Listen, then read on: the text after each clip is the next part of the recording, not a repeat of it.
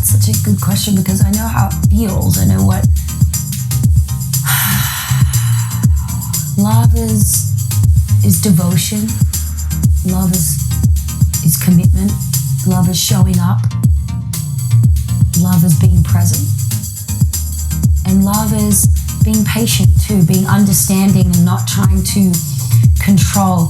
And I think really is that you have to, and it's been my whole journey and what I'm going to continue to keep learning and growing is you have to love yourself and work on yourself so that you can be in a loving relationship with someone else. Now serving love with Radha. Welcome home, Columbia. Beautiful, beautiful.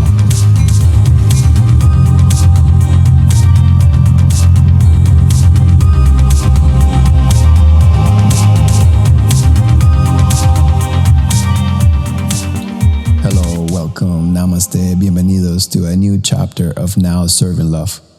We dedicate this time to talk to individuals who have chosen to use their talents and their voice to uplift the collective consciousness. We are extremely blessed to be with you today. A radiant and beautiful woman inside and outside. Radha embodies this strong and independent modern woman. Mother of two beautiful children, yogini, artist, in general, an exceptional human being. Her voice is the voice of an angel. Besides her own music with English lyrics, Radha and her husband, Govindas, had recorded many mantra albums. Whether in English or Sanskrit, all my music contains an uplifting message. I want to remind everyone that we are one, says Radha. From a little town in Australia with modeling and acting dreams to becoming one of the most influential women in the contemporary Bhakti Yoga movement. Can't wait to share this conversation with all of you. So let's get to it. Enjoy it.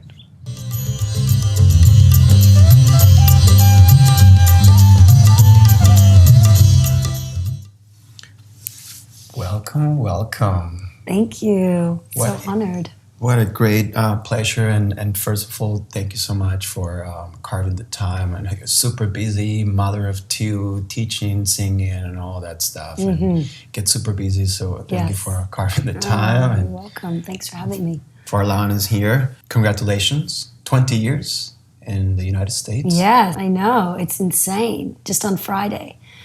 I can't believe it. I moved here when I was 18, so I've officially lived here longer, which was really strange the day that happened, because I consider myself a very proud Australian.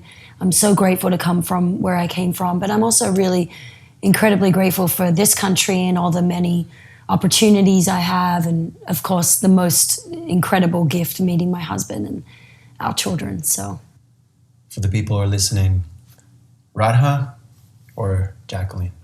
So Radha is my name that was given to me by Ram Dass. And it's so funny because I was reflecting at Thursday night kirtan at our yoga studio the other night. Let me tell you that 20 years ago, if I would have thought I would be going by the name Radha, teaching yoga, singing mantras and just music and this life that we've created, I could have never imagined that. It's pretty wild. So my name is Jacqueline. That is my birth name. That is a name that I will always be for my parents, for my family, for my friends that I went to school with. And that's me. That's part of who I am. But I also, first of all, I'm so honored that Ram Dass gave me a name, Radha. It was so right. It felt so right anyway. And it just is a beautiful reminder of devotion and pure love. So how do you go about when you go back home to Australia and your parents and so on? They call you Radha? Oh, yeah. They call you Jacqueline? No, they're never going to call me Radha, yeah. They call you Jacqueline? Jackie, really. Jackie. Yeah. And really, a name doesn't really mean anything. There's that side of the coin. But then when you're talking like a spiritual name from a teacher that I admire so much, it means a lot. It reminds me. And I think for a while there, it was a little confusing. I was confused. Who am I? Especially after I had Malachi and then Ruby, who am I now? I know what I moved here for. I moved here to be an actress, to continue modeling. I did that. I had wonderful opportunities. And then I just realized each day I was waking up and seeing my husband, you know, really shifting people's awarenesses and helping to people heal.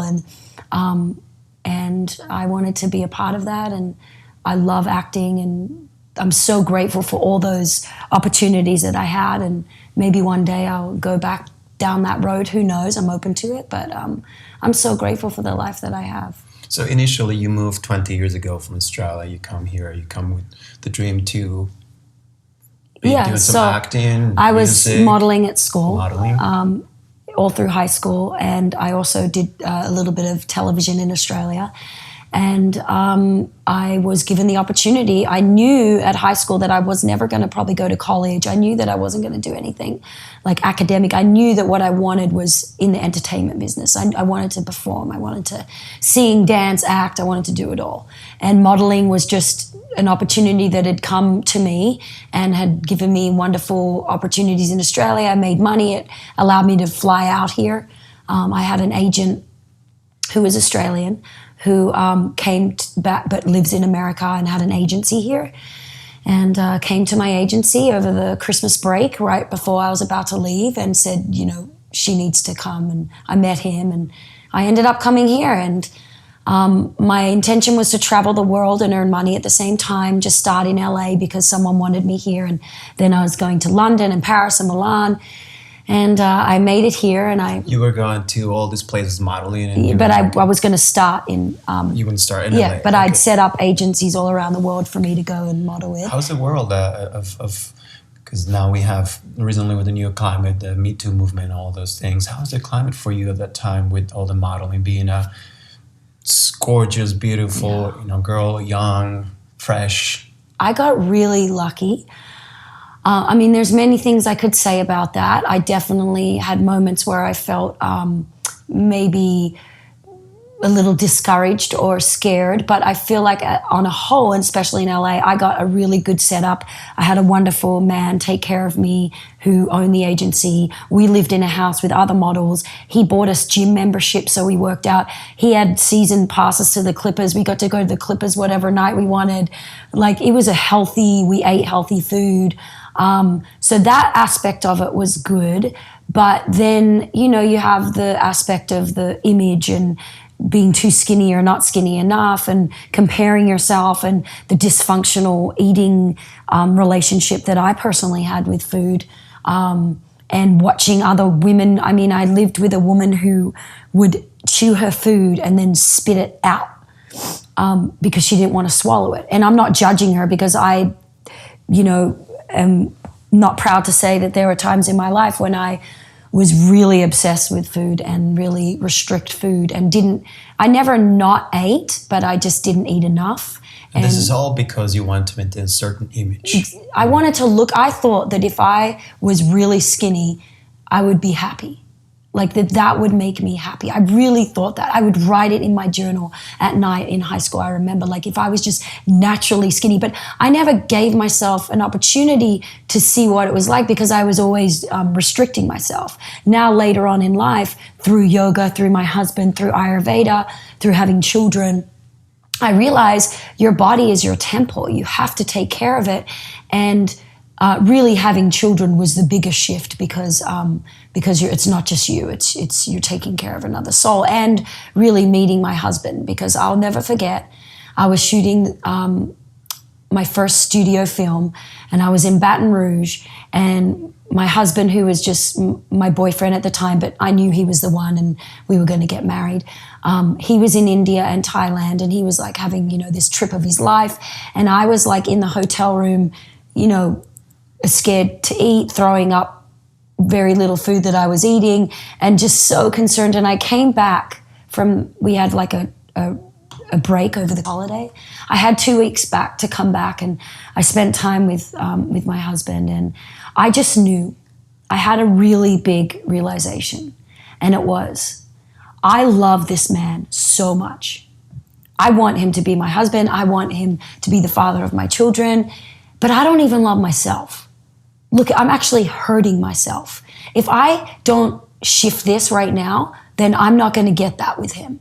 So it was a really big wake-up call, and I took the steps that I needed to do, and it was very slow and it was very gradual. And I'm not saying that, my life is amazing and I never think about my body and my image. No, I'm a human being, I'm a woman. And of course, there are some times when, I'm a little judgmental, but I'm never going to go back down that road again. I love food. I eat very healthy.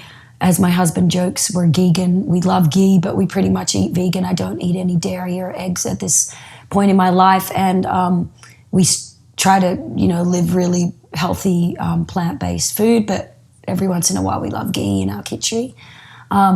So that's a very important point you're sharing. Huge. So you got this insight, you got this moment in your life when you with your boyfriend at the time comes back and you realize, I love this man so much. This is the person I want to spend, or at least I want to build, because we have this idea I'm going to spend the rest of my life. But I do, and I want that. That's really important to me. So you have that realization, but you realize that it was not about him, it's not about the love that you were going to get from it, but it was me, your own kind of like self-love, self-worth. Yeah, and that's really when I realized that acting at that moment in my life was not really serving me. It was actually taking away and modeling. I needed to work on myself. I needed to ground in yoga and these beliefs, and I needed to heal myself. And that's really what happened at that point. I mean, I think I booked maybe one other job after that, and then I switched gears and changed paths. Can you tell us a little bit more about that? Because I think it happens, especially nowadays. There's a lot of people that,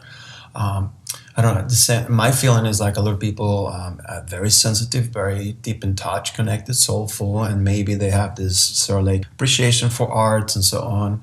And eventually a lot of them find the way into, especially like here yoga nowadays, in LA, right?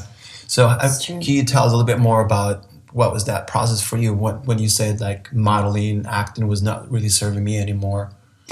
Because I felt like the opportunities that I was getting were, roles to kind of look a certain way or be like, like the literally hot girl, like it would say that. Or, I mean, I love my representation. They're dear friends of mine, and I was getting great opportunities too, like literally, really wonderful opportunities for big movies.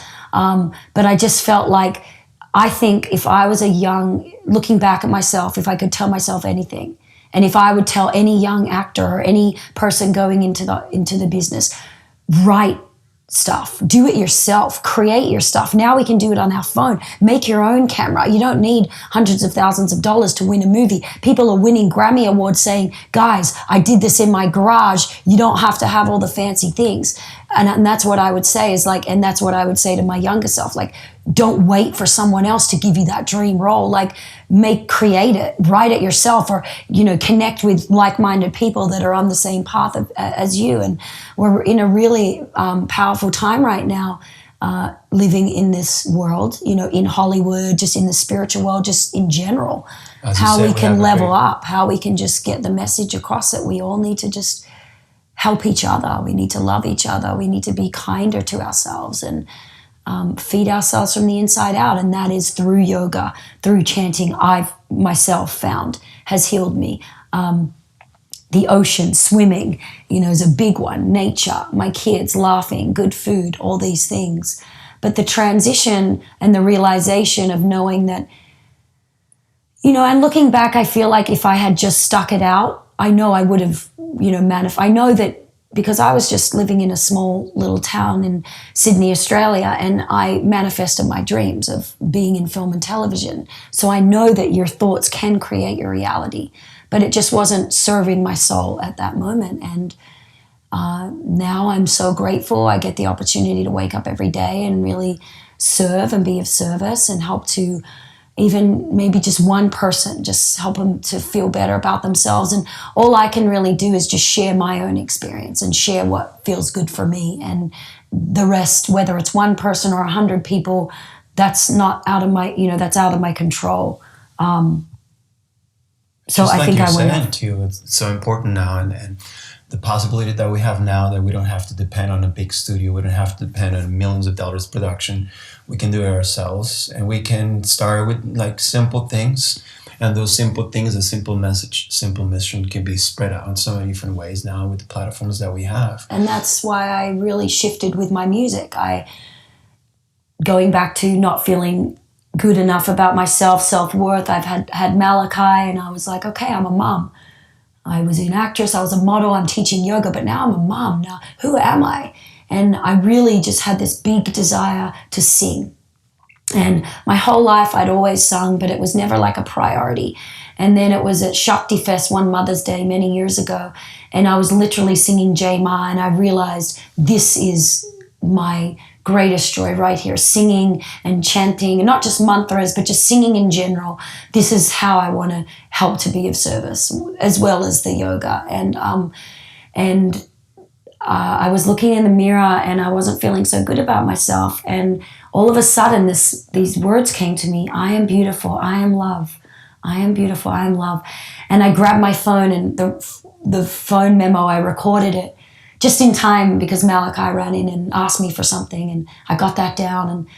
And it's just, now I'm trying to, write music that helps to uplift, helps to inspire, helps us to remind ourselves who we truly are, because we are love, we are joy, we are miracles. It's just that we get lost in the ego and the fear and the anger, and we forget.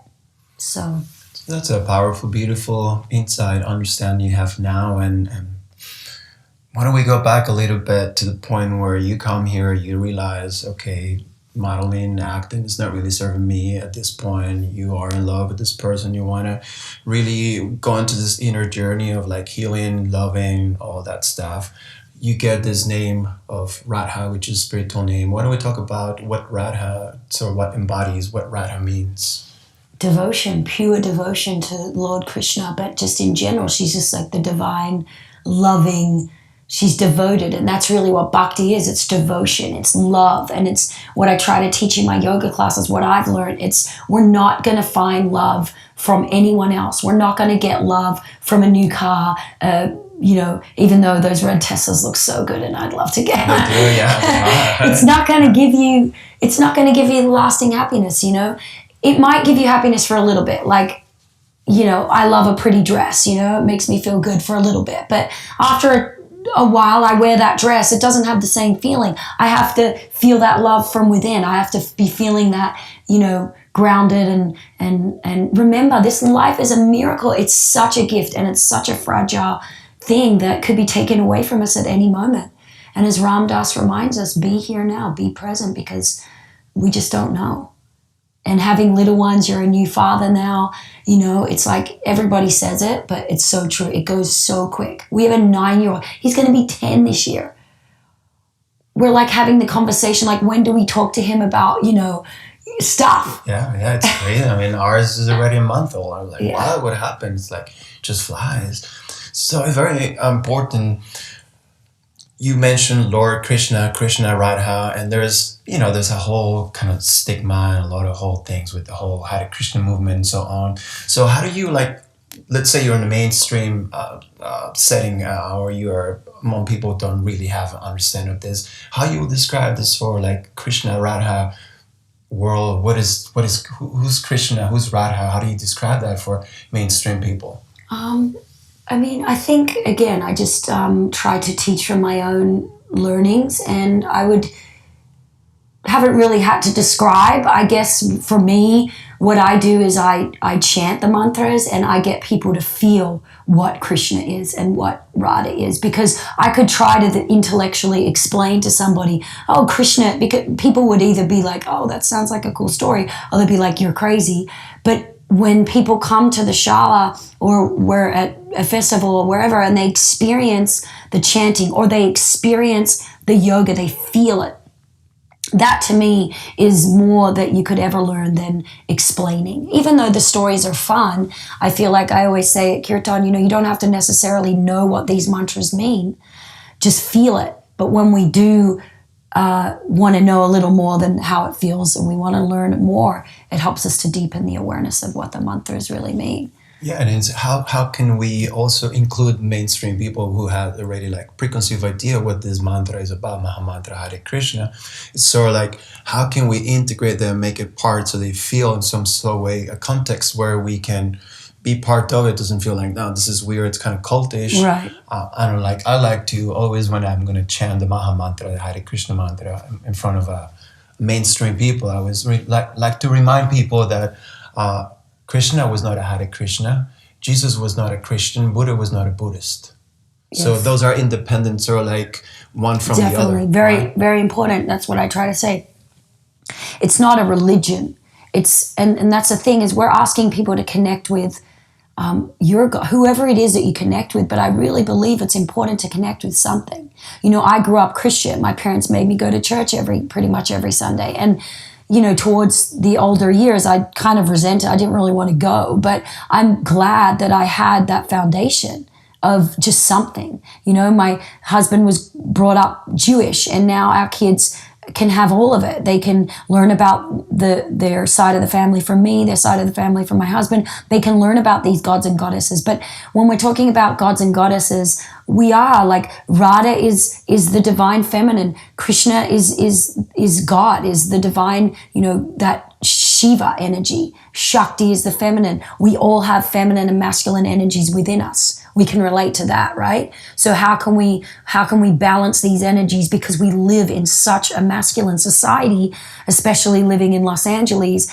We're doing, it's go, go, go. We have to remember, as men and women, that feminine energy, we have to remember to slow down, to receive, to take the time to, you know, do things that fill us up and not take away.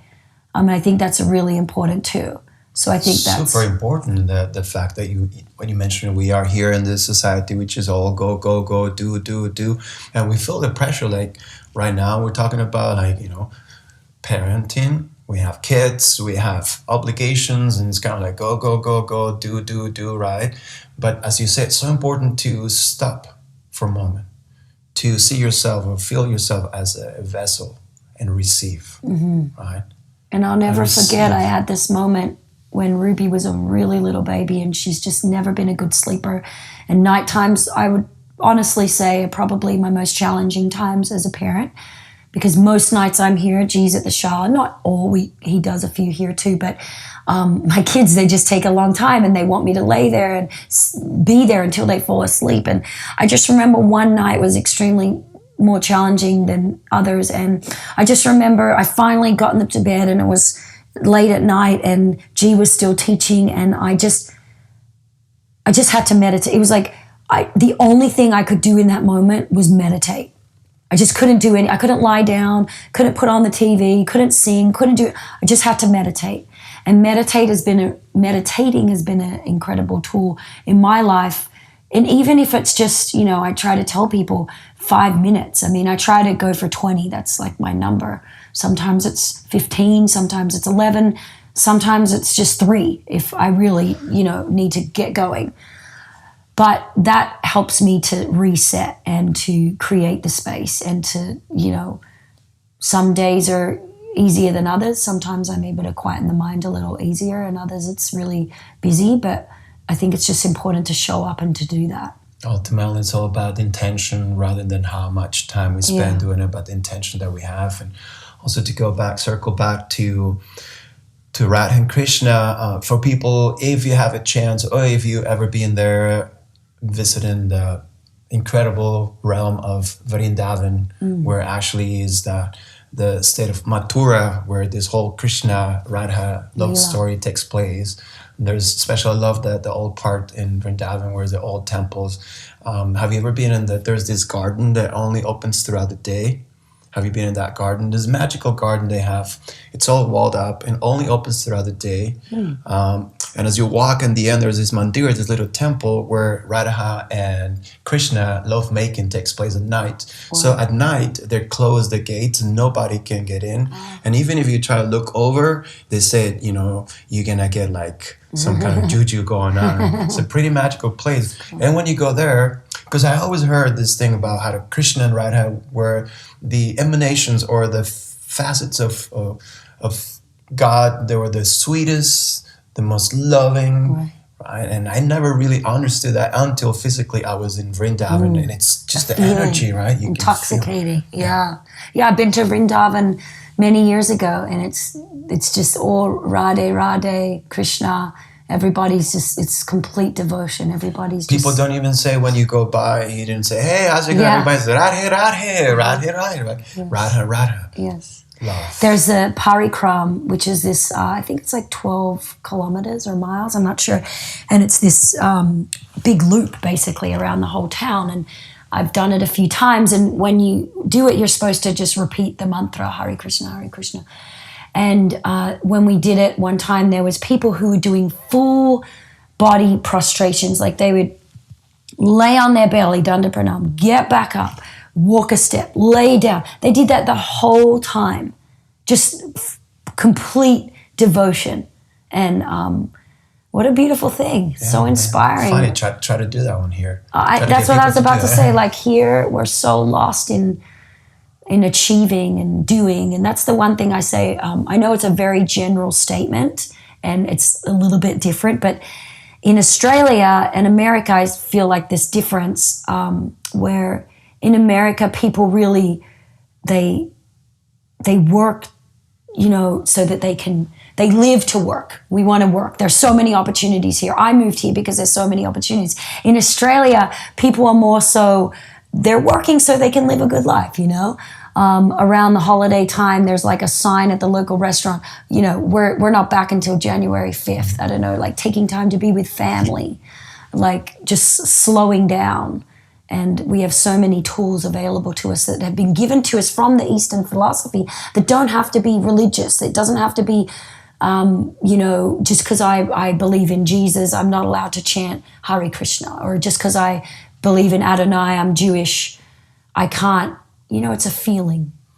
It's not for everybody too. Yeah. So. It's in Australia. It's normal. Like when you finish high school, like is your parents kind of pushing you out? Okay, get to college, get out of the house. Is that something, or it's more like family stays? I think a really popular thing in Australia is when you finish high school is you take a gap year, I guess they say, or you just take a year off to travel the world. And one of my sisters did it for like 10 years. She just like kept working and traveling and my niece is about to do that too next year, and that's like a really important thing. And I think for my parents, they just always trusted me, and they never put pressure on me.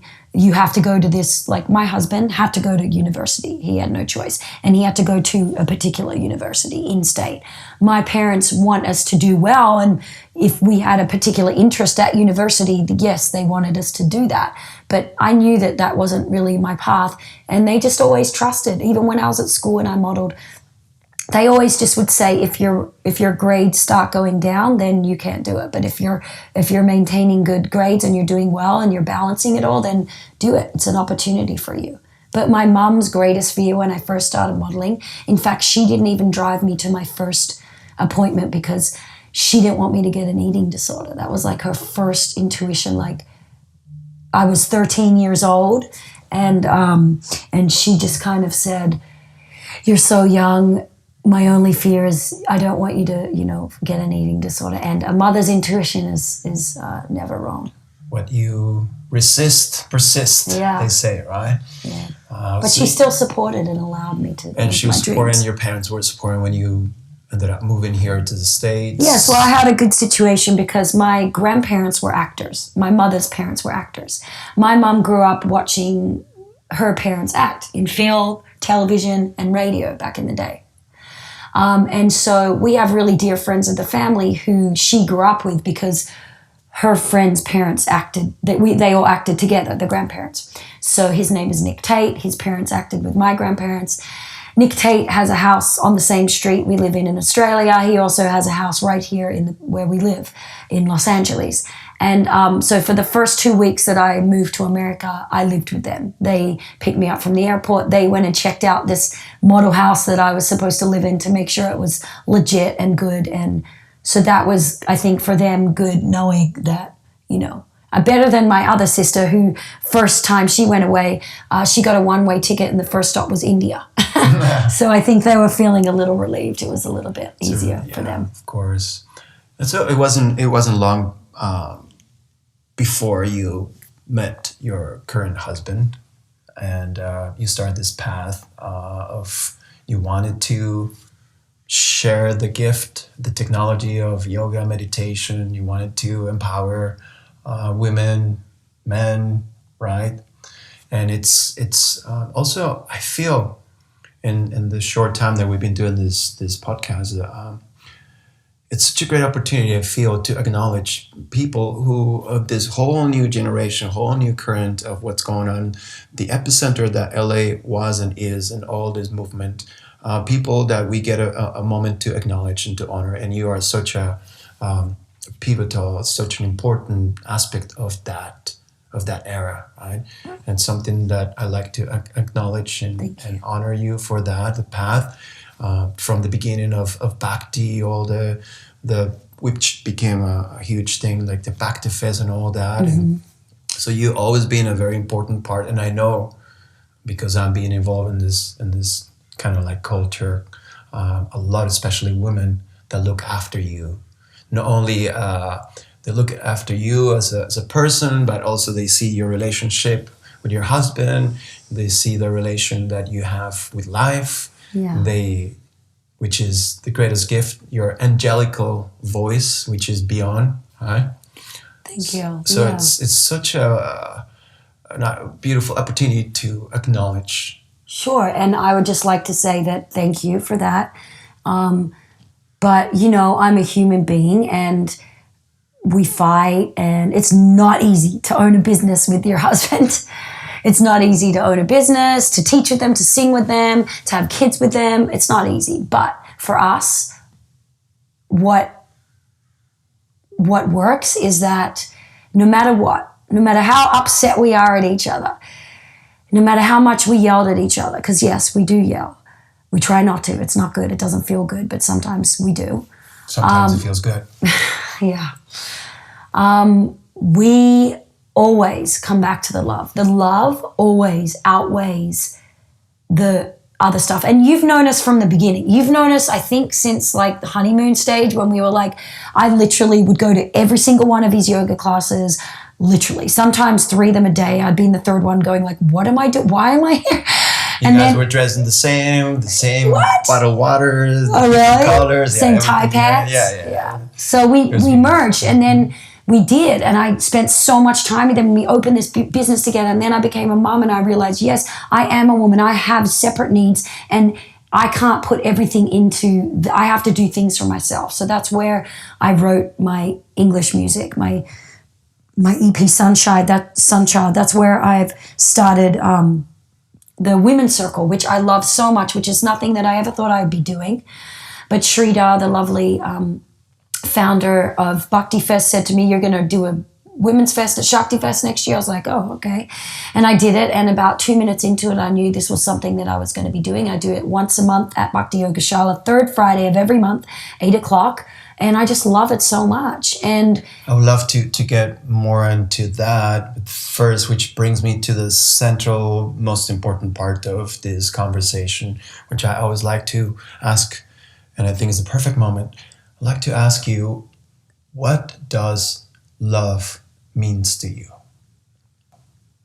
Mean to me? What does love mean to me? Wow, that's such a good question, because I know how it feels. I know what love is devotion. Love is commitment. Love is showing up. Love is being present. And love is being patient too, being understanding and not trying to control. And I think really is that you have to, and it's been my whole journey, and what I'm going to continue to keep learning and growing is, you have to love yourself and work on yourself so that you can be in a loving relationship with someone else. And just as a parent, my mom always said to me, my mom and dad have been married many, many years, I think about 53 at this point. They have 5 girls and 15 grandkids. And I'm like, Mom, what's the secret? What do you? And she says, this might be hard for you to hear, but for me, as well as being loyal and being respectful, which they say are very important things, being respectful, my dad. She said, you got to love your husband more than you love your kids. And I was like, what? I don't really get that. She's like, but listen to this, because I didn't get it for a long time. She's like, you have to like feed that. I'm not saying you like choose your love over your kids. I'm saying you nourish the love that you have for your husband over like sometimes like getting a babysitter, or your kid wants you to go to something. You might really need to like connect with your husband on that day. So choose your love of your relationship over your kids. Like feed that, so that, because if that's strong, everything else is running well, because you have created those kids from your love. So if that love is nourished and fed, and you're doing things to like feed that love, then everything is harmonious. So now that you're in this role, you understanding that? I do. I didn't for a long time, but I still don't think it's like you saying I love my husband more than my kids, because I love them all so much. I couldn't love them anymore. But it's like in the last year or two, I've made a really important commitment to Govinda Sai to really take the time to like go on a date, like just go out to dinner, you and me, like, and let's go for a hike, let's go for a surf, just even if it's 1 hour, because life is so busy. And as so many people say, time is one of the most precious things we have right now. And for me as a mother with all these different roles, I barely have any time. It's constantly going, it's constantly moving, but we have to make the choices. So this morning I got up at 5:30 because I needed to get my sadhana in before the day, because I knew from the moment the kids woke up at 7, the day's just going to flow, and I'm not going to stop until my head hits the pillow. Your sadhana, that means your practices. Yeah, I get up and I meditate, and I do some physical yoga. And this morning I didn't have time to write in a journal, but I mean, a perfect world I would sing to, but in the morning I don't do that. Sometimes I do that a little bit later. So yeah, that's move my body and meditate. That's really what I like to do in the morning. When our beloved teacher guru Nim Karoli Baba Maharaji says, love is the strongest medicine. Stronger than electricity. How did that translates to you? It's so true. I mean, love is the strongest medicine. I was so sick. I was depriving myself. I didn't love myself. I loved this man. And I realized that I got to wake up, because I love him and I got to love myself. And I love my kids more than anything. I got to love myself and take care of myself so that I can be helpful to my children, so I can be providing, nourishing them. And love is the strongest medicine. It's the most important thing. At the end of the day, if our house burnt down, if Bhakti Yoga Shala burnt down, at the end of the day, I have my beautiful husband. I have my beautiful kids. I love them so much, my family. And if, we needed to shift and move in somewhere else, we have each other. And that to me is the most important thing. And I still have dreams, and I still have things that I want to do. And I don't want to just be like a mum that stays home all day. Nothing wrong with that, but I just have big dreams. I moved here from a small town in Australia, and I'm not living here for nothing. So by nourishing that love, but in cultivating that inner love, that inner appreciation, that sense of worthiness, a sense of gratefulness, by doing that, it feels like you have more love to give and to share. So it's not like you're looking at that in your husband, your kids, but it's being cultivated through your process, through your practices, that love, and that way you have that to actually share with Yeah, and it's not easy, Some days I don't love myself very much, or I'll go down that negative mindset. But I always try to tell people, like, and even with the song that I wrote, just next time you look in the mirror, I'm getting older, I see some gray hairs or some lines on my face, and I'm certainly never going to be the person to manipulate that and change my face in any way. So I'm just going to learn to love it. And as my mom said, as long as I keep having birthdays, I'm happy that, whatever age I turn, as long as I'm alive and I remember what age I'm turning. And let's just try to replace that negative mind with, I'm a miracle. Just that. I mean, we are miracles. Like, seriously. Is that how you do it? Like, you having a hard day, you feeling not that good, negative. Do you change the inner voice dialogue? Is that how you do it? Yeah, you chant, all of it. I try to change the dialogue. I try to be aware of what I'm saying and try to shift it. Sometimes that's not enough. Sometimes I just need to jump in the ocean. Sometimes, literally, about a month ago, everything was spinning so fast, and I literally just went in the backyard, lay on the grass for like 5 minutes, and just like drowned. Yeah. Oh, beautiful. Let's get a little bit more into your musical part right now, because you've been doing for a while. You've been singing with your husband Govind and Radha, the chants. But you also been singing lyrics in English. There's one song I actually played that today this morning in my class. I play often. I love that EP that you make. The We Are One. Oh, cool. There's a part in the lyric that says, "What you choose become your living truth. We are one. Get together." Right? Come together, yeah. Come together. We are one. What you choose becomes your living truth. Do you write your lyrics? What's the sort of like mission, the vision behind that?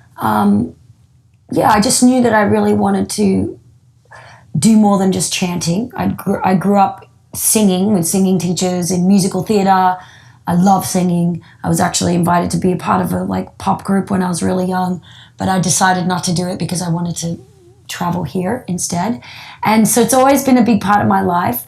And then I started chanting, and I knew I wanted more, so I started going to my dear friend Kai Brown, who I actually grew up with. We went to the same high school, and he moved to LA too.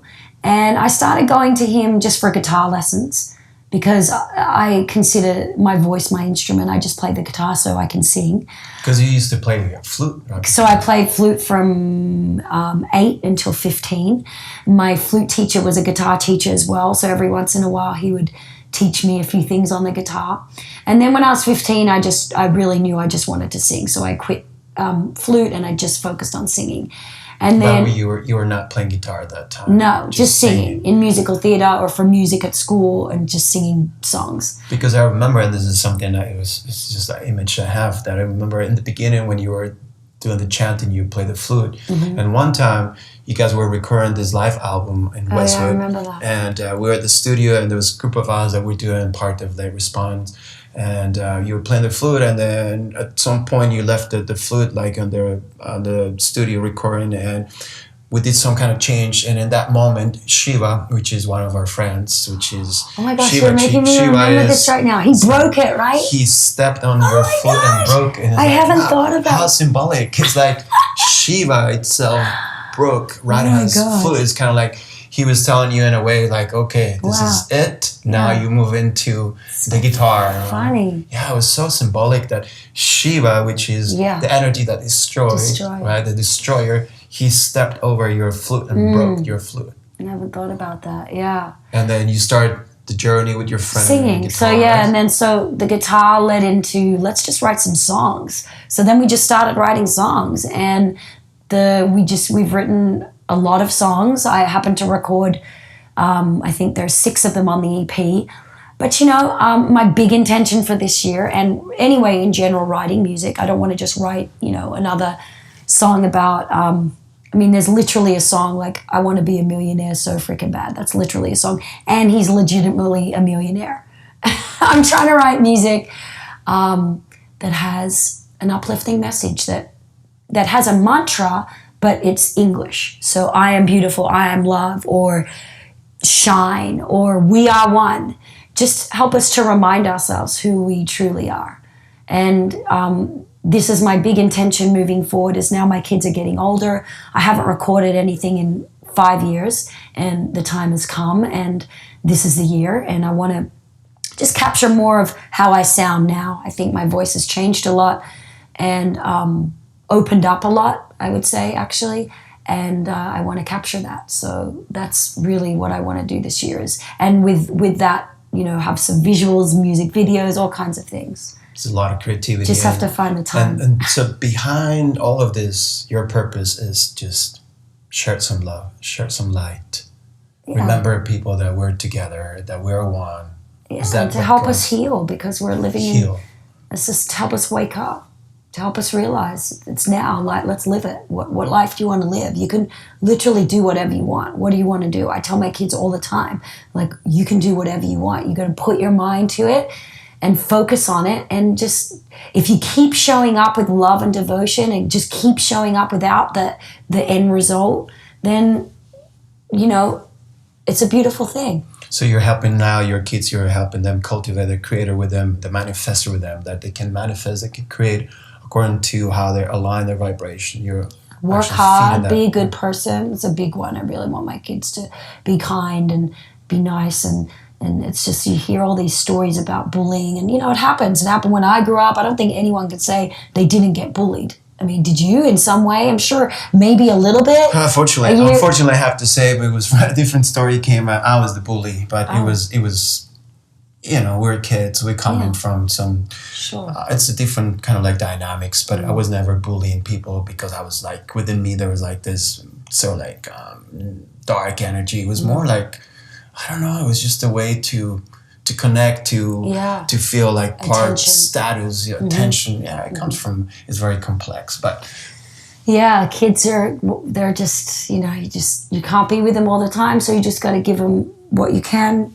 And it's like, I'll never forget on my wedding night, my mom, you know, there was this little bit of sadness about her, and I remember we were on the beach in Maui, and she was about to go to bed, and she's like, I'm sad, but I'm more happy that you're marrying the man of your dreams halfway across the world than living next door and be miserable. So as parents, you just got to, you know, do your best, love them as much as you can, nurture them as much as you can, show them and be the you know, we're not going to be perfect. There's times when I apologize to my kids, even my 4-year-old. I'm sorry if I got upset, or I'm sorry if I lost my temper, because I want them to see too, like, that's a part of it too. You have to be willing to apologize when you've made mistakes and grow from those. And it's so easy to judge parents because we don't really know how much things they have to juggle. Sleep they've had, or what's going on. Sleep deprivation, so many things. And like you say, it's so important. And I see the little one right now, and it's just a bundle of purity, a bundle of goodness, it reminds me that's our essence. And so however we can, however we can cultivate that in them. Let me ask you, do you feel like, your reality is matching your vision of life? Yeah, I mean, I look at my life, it's incredible. I can't believe it. We live in a wonderful place in LA. We eat really great food. We get to travel the world. We have a good life, you know. Do we own a house? No. Are we saving tons of money? No, not really, but we're living a great life. I think for me, it's just all about up-leveling. So I just want to put more music out there. I just want to get more creative, more shows, up-level the yoga studio. What does that look like? What's like our vision? So, yeah, I mean, I've manifested many of my dreams, but there's also more to come.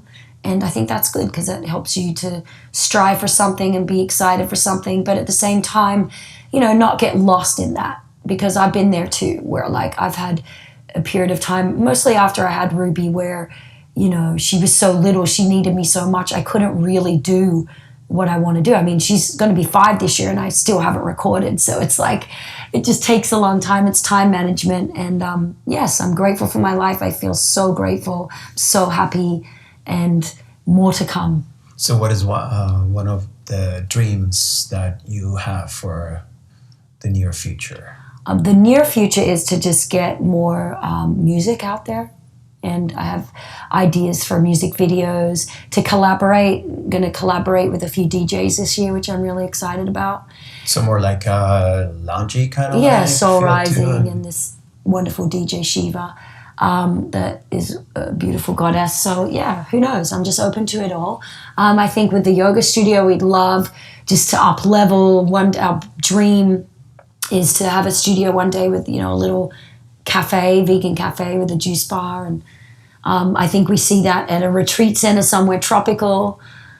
I'm not sure. I don't really know. I love LA and I want to hopefully always have the Shala here, but God bless, we get to expand and open one in Australia and in Bali and in Costa Rica. Who knows? So, what would you say to the women or even the man, I don't know, that only have an experience of you through maybe they've been at the festivals, they see you on stage singing, or maybe they see the beautiful images of like social media and stuff. What would you say about like what's behind all of that really in your heart? I'm a real person. I mean, to love to give this story. One Bhakti Fest, I'm literally singing Jai Ma. My son runs on the stage. Mom, can I get some ice cream? I'm like, Jai Ma, Malachi, are you serious? Right now? Jai Ma. Yes, go get some ice. Don't come on the stage again. Jai Ma. Afterwards, people come up to me like, oh my gosh, you were so wonderful how you talked to your son on stage. I was like, do you even know what I was saying? You're like, I want to kill this kid right now. I mean, I would never think that, but yes, like I was very upset. And so, yeah, I'm human. I don't know. I have insecurities. I am just a human being that's trying to do my best, and sometimes I do better than others, and that I'm just a true blue Aussie, mate. I'm a proud Aussie, and I love singing, and I love my family, and I love nature, and I love yoga and this community that we've created, and that everybody just has their, stuff that we're working through. What's one of your main insecurities? Oh, that's a good question. I try to focus on the positive, but it's good to look at the darkness because that's how we grow. I mean, I think for myself, just to be completely honest, after I had my kids, because I always had such a strong sense of who I was, actress, model, singer, whatever, entertainer, and then I had kids and I kind of was figuring out who I was, and I felt like a lot of my identity was with Govindas, and I think for myself, the insecurity of just coming out of my shell and just, really doing things that I want to do. So Thursday night kirtan, women's circle, my EP, son child. So just kind of nurturing my relationship with my husband because I love what we create and it's really special and I know it's, helping and we've created this beautiful sanctuary, but as well supporting and nurturing his individuality, what he's doing because, he's leading these yoga trainings and then figuring out and nurturing what it is for me, like how I can, as me, what are the things that make me unique, not just within the relationship. So I think that's for me, and I don't find myself getting stuck on that too much, but it's a slow, gradual journey of just finding yourself. And, Govindas has been on this path a very long time and longer than me, and he's a really amazing man, and he's a really great teacher, and I learn from him a lot. And sometimes I think... Well, as they say, we all walk in on the same side of the river, same bank of the river, just some of us go a little bit behind some of it. Yeah, and he's so incredible and supportive and loving, and so... What is behind this women's circle you're doing now once a month? What is all that about? The intention is just to bring women together. Selfishly, I do it for myself as well, because I want to go out once a month where I don't have to, do the dishes, get the kids bathed, get them to bed. It becomes like a real routine that can become, really monotonous after a while. But it's beautiful too. So I want to create a space where women, young and old, can come together and we can drink some tea, we can share, we can sing, we can dance. We can ask ourselves, how do we as women living in this really masculine time nurture the feminine energy? What do we do? Share it. Maybe some women have things that are going on for them and that they feel like they want to share. And we don't necessarily have the answers, but it's something in just sharing really helps. And we drink some tea, we sing, I make some yummy treats, and it's just a really great place for us to come together. It's a safe place, and we meet, other women, and I think we learn that even though we're all different and we all have different paths, at the core there's this similar current, So far, in the experiences you have in this women's circle, what do you think or what do you feel it seems to be like something that women are, one of the main challenge that you notice, like, oh, this is kind of like a lot of, people talk about. Similar thing that a lot of women talk about. Yeah. I think it's more, and it's what I find too, I'm never going to give up trying. being a woman and a mother and a wife and wanting dreams, like wanting to make money, wanting to be successful. And I think that's for women, it's trying to find, time to really do things for us, to not be afraid to have it all, and to not just be the wife or if you have dreams, like try to do it, because otherwise you're just going to be like an old resentful person, taking it out on the people that you love because you didn't really do what you wanted to do.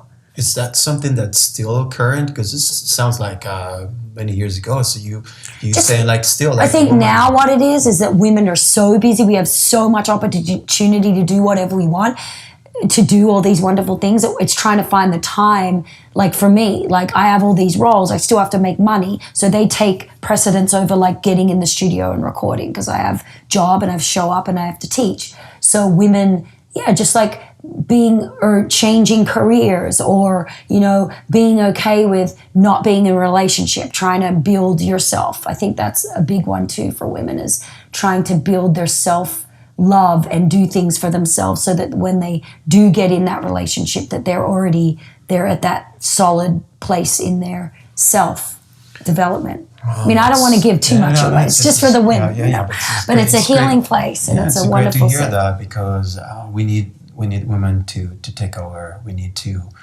That's our hope for real peace. We come from the mother and we go back to the mother. Yes. Jai Ma. I want to show you. So for the people listening, you can't see this, but I'm about to show Radha a Polaroid picture that I actually have in my altar for, I don't know, many, many years. But I want to show this to her and see. So what is this? Oh my gosh, it's so funny. How do you have that? I remember we got... The grace of the divine. So this is Robert Sturman. He's a wonderful artist. Mm-hmm. And he used to do this thing because they stopped making Polaroid cameras, or at least they did for a while. So he would take Polaroids, and when the Polaroid was still wet, or he would heat it up again, he'd use the back of a pencil and he would like swerve and do all this really cool art.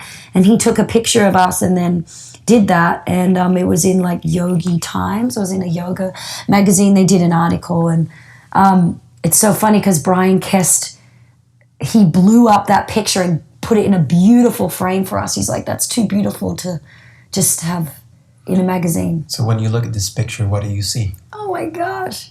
I see babies. I see this young woman who is about to embark on a beautiful life journey with this man. I knew that he was the one, and this was like right at the beginning. I wish I still had that dress. I love that dress. If this young woman rings you and says, hello, what will you say to her? I would say, life is so short. Just stop with all the insecurities and just love yourself, feed yourself from the inside out, eat beautiful, cleansing food, and take care of yourself. And you can do anything. You can be anyone you want to be. Just, I love to say this. One of my dearest friends, he says, be kind and courageous. You can go really far in your life. You got to be courageous, but if you're kind with that, it's just so much better. So does it feel, fast forward to today, that you have taken, listened, and cultivated all these aspects in your life? Yeah, I mean, I think I've come a long way, and I think I still have a way to go, and it's always going to be that. I think it's always going to be where we always want to wear yogis. We want to have the beginner's mind, and I want to continue to be learning until, I'm not here physically anymore. And but I definitely come a long way since, if I could really look at that picture and think about like how I felt about myself and how much insecurity I had, and I was putting it into like whether I booked a job or not, whether that was, my self-worth. Yeah, I've come a long way. Well, it's beautiful to realize that everything is impermanent, and especially those young, years and insecurities, and try to figure out. And there's aspects that are incredible, and we want to devour the world and all that. But it comes to a place where, as we hopefully age gracefully, wisely, we realize nothing stays the same. there's impermanence. Everything's going to change, even when it doesn't seem like. And we arrive to this point, this junction in our lives, and we realize, wow, what a long journey. So time is of essence, and I know you have ballet class to go to, baseball practice. But again, most importantly, I feel it's been such a nice space just to acknowledge your journey, to acknowledge you as a human being, what you're doing with this incredible gift. And then I know that people had a chance to listen to your singing. It's just divine. Thank you so much gratitude for opening your heart. And I hope this is not the only time that we're gonna get together and converse about life and what's going on. Thank you so much, brother. Love you and so happy for you in this beautiful new chapter in your life. Radha, thank you so much. Namaste. Ram. Namaste. Namaste.